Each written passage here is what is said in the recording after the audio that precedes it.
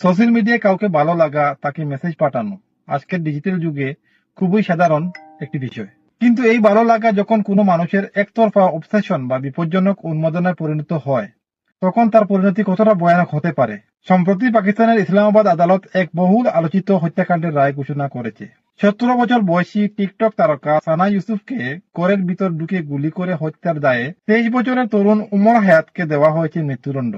কিন্তু এই রায়ের পেছনে লুকিয়ে আছে অনলাইন দুনিয়ার এক অন্ধকার এবং কুৎসিত বাস্তবতা। চলুন একটু পিছনে ফিরে যাই। গত বছরের জুন মাস, সানা ইউসুফ তখন পাকিস্তানের একজন অন্যতম জনপ্রিয় কন্টেন্ট ক্রিয়েটর। টিকটকে তার ফলোয়ার সংখ্যা 10 লাখ এবং ইনস্টাগ্রামে প্রায় 5 লাখ। লাইফস্টাইল, ফ্যাশন আর বন্ধুদের সাথে মজার ভিডিও বানিয়ে খুব অল্প সময়েই তরুণদের মাঝে জায়গা করে নিয়েছিল সানা।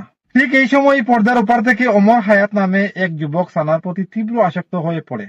সে অনবরত সানাকে মেসেজ পাঠাতে থাকে এবং নানাভাবে যোগাযোগের চেষ্টা করে। সানা স্পষ্ট ভাষায় তার এই প্রপোজালকে প্রত্যাখ্যান করেন এবং তাকে ব্লক করে দেন। কিন্তু উমর এটা মেনে নিতে পারেনি। গত বছর সানার জন্মদিনের ঠিক আগে সে ইসলামাবাদে পৌঁছায়। সানার আপত্তির তোয়াক্কা না করে সে তার বাড়িতে জোরপূর্বক প্রবেশ করে। সেখানে দুজনের মধ্যে তীব্র তর্কাতর্কি হয় এবং এক পর্যায়ে উমর নিজের সাথে আনা অস্ত্র দিয়ে সানাকে গুলি করে হত্যা করে। এই হত্যাকাণ্ডের পর পুরো পাকিস্তানে তুলফার সৃষ্টি হয়।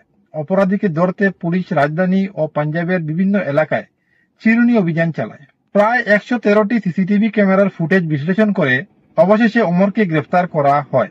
চলতি বছরের জুলাই মাসে উমর আদালতে নিজের অপরাধ স্বীকার করে এবং জানায় সানার প্রতি তার একতরফা তীব্র মোহ ছিল।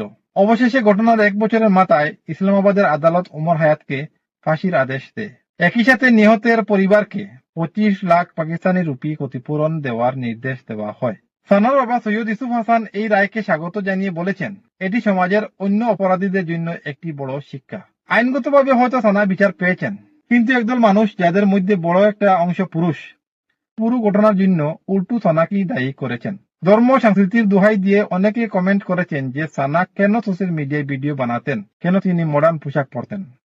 এমনকি অনেকে তার পরিবারকে চাপ দিচ্ছেন সানার সমস্ত অ্যাকাউন্ট ডিলিট করে দেওয়ার জন্য, কারণ তাদের মতে এই ভিডিওগুলো সানার পাপ বাড়িয়ে দিচ্ছে। আপনার কি মনে হয়, আদালতের এই রায় কি অনলাইন স্টকার বা অপরাধীদের মনে ভয় ধরাতে পারবে? কমেন্ট বক্সে আপনার মতামত জানান। আর ভিডিওটি যদি ভালো লাগে শেয়ার করুন। ধন্যবাদ।